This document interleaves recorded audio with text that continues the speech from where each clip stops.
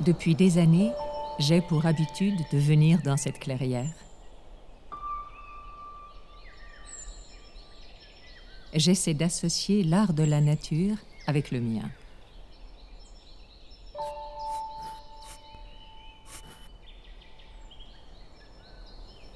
Mon grand-père a su me transmettre sa passion pour l'écosystème et les êtres vivants qu'on y rencontre.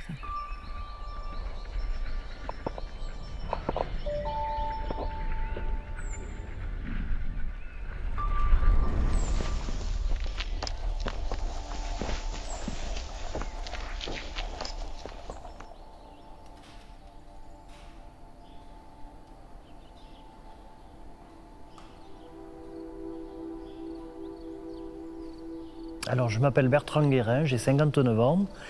On est ici en Dordogne, je suis né ici, en Dordogne, et je suis agriculteur. La ferme ici, on appelle ça la ferme de Clotte, puisque le lieu dit c'est Clotte. La ferme va avoir 100 ans maintenant, donc la 5e génération va arriver, moi je suis la 4e. Toute notre enfance a été vécue sur la ferme, et donc c'est, je crois, le goût vient beaucoup parce que les parents vous donnent le goût de cette affaire-là. Et puis, à un moment donné, on s'est interrogé sur le fait de diversifier notre activité. Donc, ce que l'on fait, c'est qu'on a des cuves dans lesquelles on place le fumier et le lisier, que l'on chauffe, que l'on brasse, et il y a une fermentation anaérobie qui produit du méthane. C'est une énergie qui nous sert à la fois à produire de l'électricité, de la chaleur, et aujourd'hui du carburant pour nos véhicules et notre tracteur. Alors, dans le réchauffement climatique et la production de gaz à effet de serre, l'agriculture pèse pour 18 à 20% à peu près. Il n'y a pas un jour une prise de conscience en se disant notre métier pollue terriblement, il faut absolument agir. On fait les choses parce qu'on est au contact des réalités du monde. On va beaucoup voir ailleurs ce qui se fait en matière d'innovation.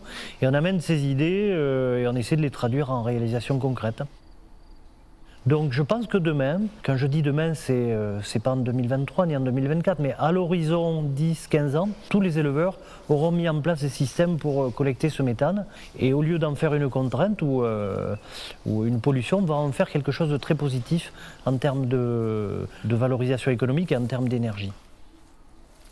Moi, mon ressenti, alors, c'est pas en tant qu'agriculteur, mais en tant que citoyen, c'est qu'on a chacun à agir et que les solutions, elles viennent pas d'en haut, elles viennent d'en bas. Quand on parle de transition, on s'inscrit forcément sur un temps long. Et donc c'est les gens sur le terrain, que ce soit des citoyens, des acteurs économiques, quiconque, dans le cadre d'idées qui vont arriver, qui sont à créer, tout n'existe pas, qu'on va progressivement transformer les choses. Donc je crois que c'est ça le message. Mais on est sur du temps long et on est sur de la responsabilité individuelle à l'échelle collective.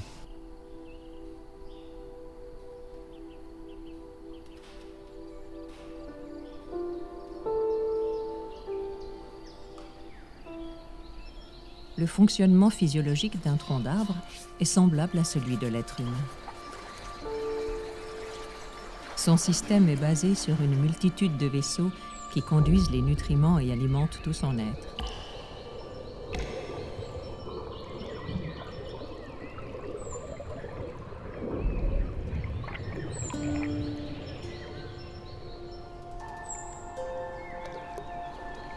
Claire Touvier, 37 ans, je suis directrice de la marque Cereal Cleaners pour l'entreprise Poralu-Marine.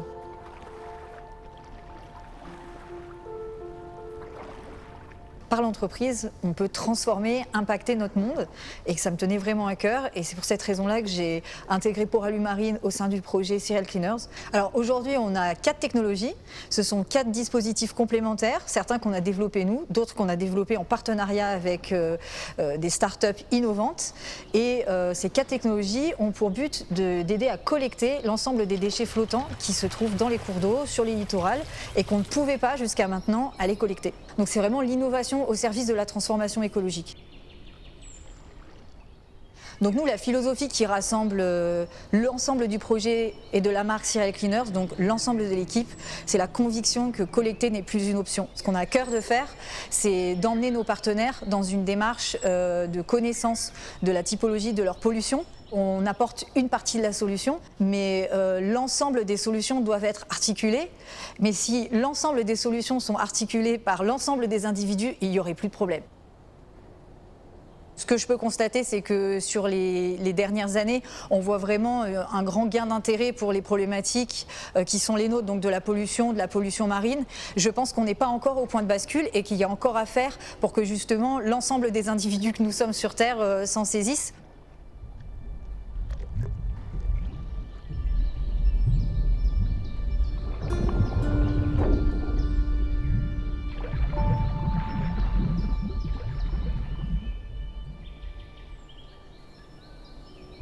La nature s'alimente et puise ses ressources de différentes façons.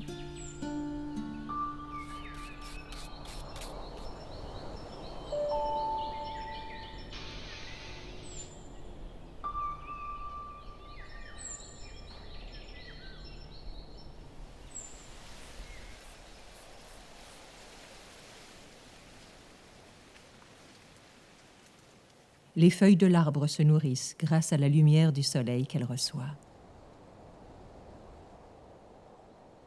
Ce qui permet d'activer un échange chimique.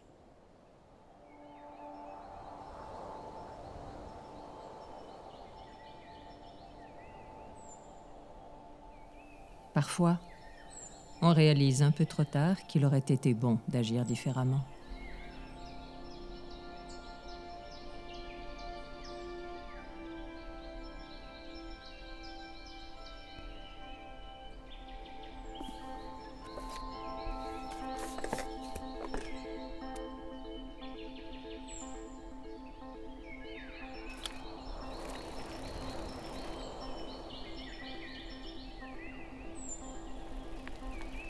Nous ne pouvons pas changer ce qui a été, mais nous pouvons agir pour changer le futur.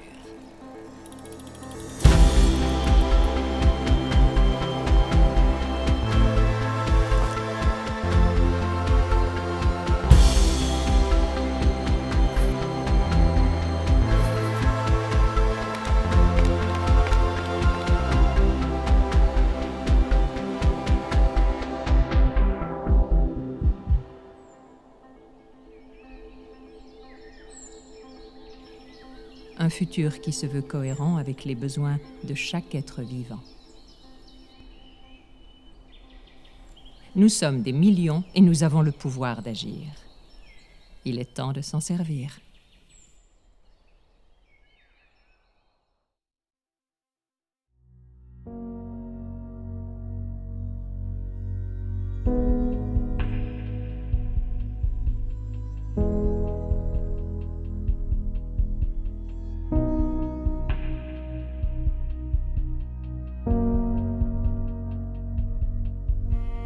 Thank you.